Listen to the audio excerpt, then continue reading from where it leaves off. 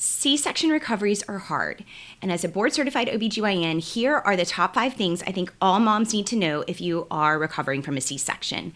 Hey moms, I'm Dr. Shaunna Mason. I am a board-certified OBGYN practicing here in Houston, Texas, taking care of lots of moms and helping you have the best birth experience that you can and recover easier postpartum.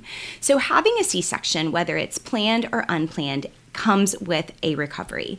And especially if it's your first time, it is often an unexpected recovery, something that you didn't maybe research in advance or plan for. Lots of moms, want to have a vaginal delivery, and things don't work out that way in the end, and they end up needing a C-section. And because we had spent most of our time focusing on a vaginal delivery and working hard for that, we didn't always take the time to research recovery tips, and now we're in the thick of it. So in this video, I'm going to share the top 5 things that happen during your C-section recovery that I think all moms need to know about in case you end up needing a C-section. So the biggest thing that I think surprises women after a C-section, which is major abdominal surgery. And let's just validate why this recovery is hard. You've just grown a whole person inside of your body for, 40 some odd weeks on average. And often you've worked hard to get that baby out vaginally or are a scheduled C-section. This applies to you too. But maybe you're now dealing with a major surgery recovery you weren't really planning for. And although you're awake during surgery and we get you up and moving quickly after surgery and you have a newborn that needs you that you need to take care of, that sort of pushes you along in your recovery a little faster than people who have other major abdominal surgery might need to recover, it still is a really hard recovery. But I think we can help you get through it a little bit easier. So I think the thing that surprises moms more than anything else is how painful it is to use your core muscles. There are several times that this comes into play. So when you are going from laying to sitting in the bed, or when you are trying to stand up from a sitting position, whether that's out of your bed, out of a chair, or off of the toilet, right? We still have to go to the bathroom even though we've just had surgery. So anytime, any movements where you're having to elongate your core is going to be the time where you have the most intense pain. Now, we don't cut your abdominal muscles or your rectus muscles during surgery. We separate them. But unfortunately, all the inflammation and all the tenderness and all the nerves that are affected really affect those muscles' ability to work the first few days. And stretching out your core is the times that you will feel the most intense pain. So I think knowing that helps you strategize ways to minimize that pain. So in the hospital, we have beds that go up and down for you, right? So nice. But I think that's why sometimes people don't realize that movement's going to be really hard once they get home. So I think keeping pillows around your bed. This is one still from my pregnancy pillow days that we keep around as a family. But just tucking in pillows all around you once you get home, if you don't have a bed that helps you elevate to a seating position slowly, will allow you to kind of slowly wiggle up into that seated position. So I think just knowing when it's time to get up to go to the bathroom or it's time to get up to feed your baby, those two activities usually go hand in hand. It is going to be a slow movement to get up from laying into a seated position.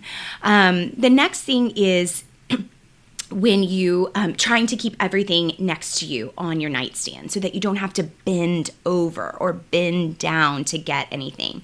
And that includes your baby. So for the first week, you're going to need somebody with you that when the baby needs to be fed at night, they can help you get the baby, because it's going to be really hard to reach over and pick up that baby until some of your core strength and some of that C-section incision has healed and your core strength has returned.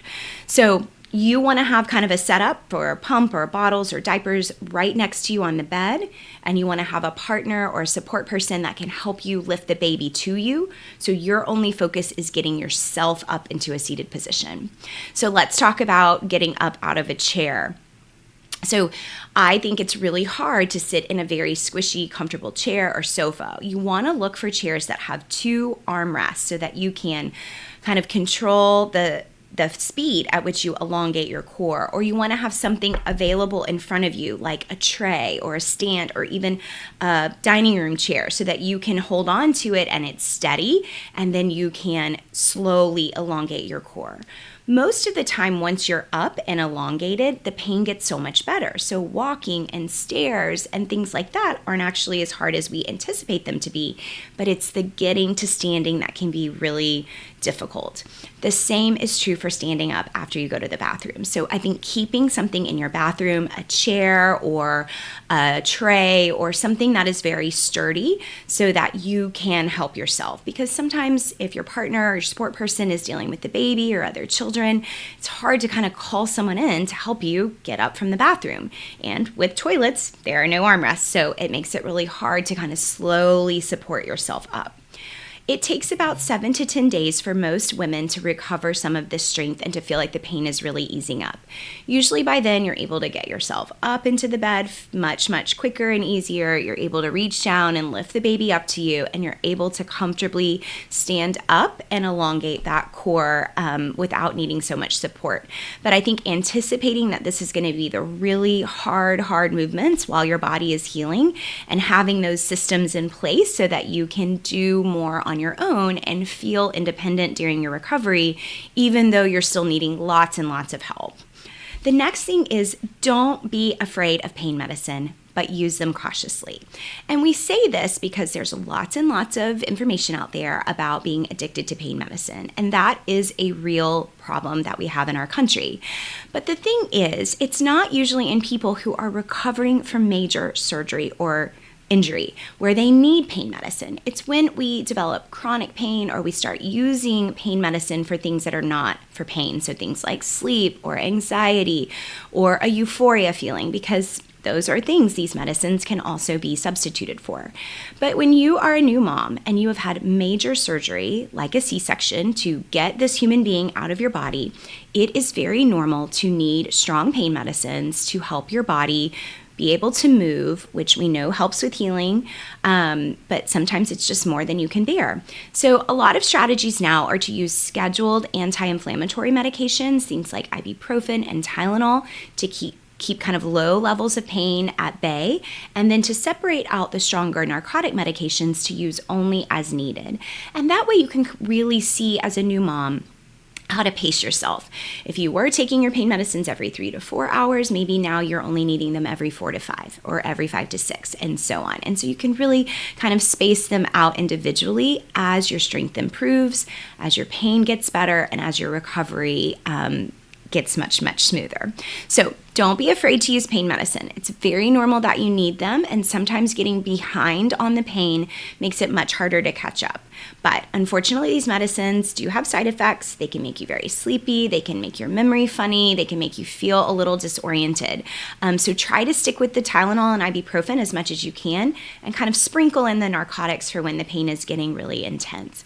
Don't be afraid to use them, but make sure you stop using them once your pain improves and you're not substituting them for other relief from other things that aren't actually pain. That's when we can get into trouble with pain medicine. Okay, another thing, keep your bowels moving. This is really, really important. So surgery, pregnancy, pain medicine, and decrease in your activity in the first few hours after surgery really make your GI system sluggish. So it's really important to kind of get those bowels to wake up and to start moving so that you don't get constipated. Being constipated can cause you to have a lot of straining when you do have a bowel movement, which is going to put pressure on your incision, as well as to have a lot of gas trapped in your abdomen, which is going to make your abdomen very distended or swollen feeling, almost like you're still pregnant.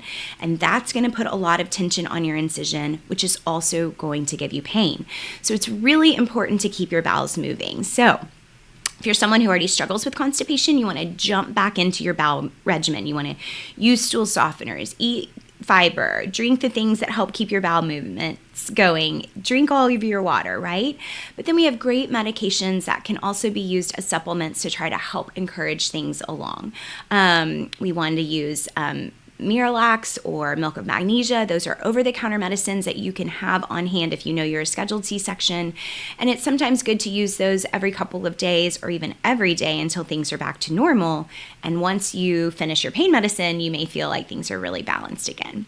But unfortunately, like I said, surgery, the pain medicine, not eating the foods you normally eat in the hospital are all potentially a setup for constipation, gas, lots and lots of pain. So we want to do those strategies to kind of keep our bowels moving. And then once we're walking more, that also helps our GI system recover, which is, again, why we want to get you up and moving, even though we know getting up and moving is going to cause pain. It's going to be hard. But we want to use those pain medicines to improve your ability to tolerate the pain, to move more, to improve your recovery, to get your bowels working. All of these things are just baby steps towards a smooth recovery. And then lastly, don't be afraid to clean your incision. Okay, this is something that moms get a little bit scared of because you may have never heard surgery before, and now you have this big incision on your belly and you don't really know what to do with it. But don't be afraid of it, okay? Your doctor will tell you how they closed it. There's stitches, there's staples, there's skin glue, there's Band-Aids. All of these tolerate some soapy water running down over them. So while we don't want you scrubbing the incision clean in the first few days or weeks as those initial stitches dissolve or the skin comes back together with whatever closure they used, we want the skin around the incision and over the incision to stay really clean. Bacteria lives on our body and it can take advantage of this open space to get in there and cause some infection, and we don't want that to happen. So while we give you antibiotics during surgery and we clean your belly off as sterile as we can, it requires some continued hygiene to make sure a wound infection doesn't develop. So soapy water, just let it run down your body. That's really what we want in the first few days. You don't have to scrub it. You don't have to put anything on it. But we want that soapy water to clean the area around without additional aggressive cleansing so that the skin continue to heal without risk of separation through aggressive scrubbing. We also want to make sure you get it really dry when you get out of the shower, and you should be able to dab it dry with a towel or use a cool hair dryer so you feel like it gets really, really dry. And it's also okay if you want to, put a little pad right there or something in case it's a little bit weepy or leaky at first. That's actually really normal as long as your pain is improving and you're not having a heavy or abnormal discharge from your wound, just so that you don't feel like your clothes rub it. But it is important to keep it clean and to keep it dry. And sometimes those two instructions can be confusing, but what we want you to remember is we want you to get it clean when you shower, and then we want you to make sure it's really dry after you clean the area. So I hope that these tips and tricks are helpful to get you off to a great start on your recovery from a C-section. The good news is you're young, you're healthy, you're motivated to get better because you have this little baby that needs you, but it's really normal for the first 7 to 14 days to be really slow recovery after a C-section. But just remember, you're getting stronger every day and you can do this, and you're an amazing mom. And if there's any part of the C-section recovery I didn't cover here that surprised you as a mom recovering from a C-section, please drop those comments below. I would love to make a follow-up video so that I can continue to help moms have their best postpartum recovery.